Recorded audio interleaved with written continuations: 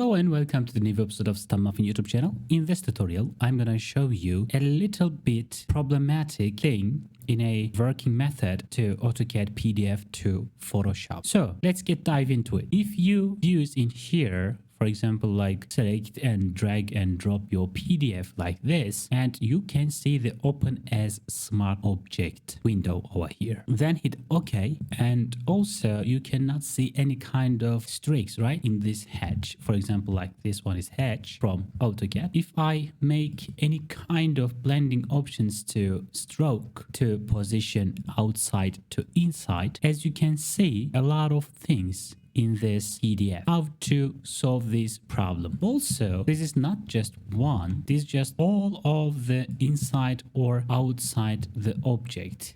For example, like, okay, we have a furniture over here. If I add the stroke over here, as you can see, we have a streak in hatches to see like this hatch, right?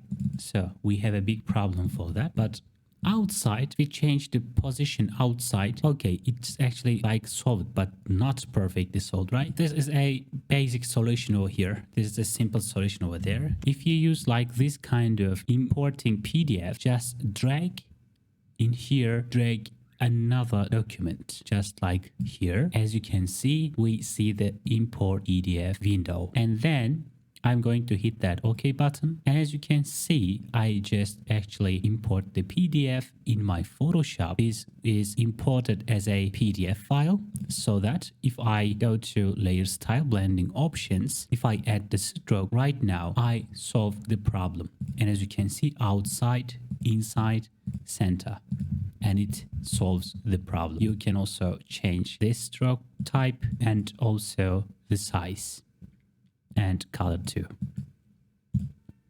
So this is the solution for using of this kind of streaks in Photoshop, like this to this. Okay, this is a easy solution for that. This one is like a normal object, but this one actually we import as PDF file like this. This one solves your problem. So thank you for watching me and see you next time.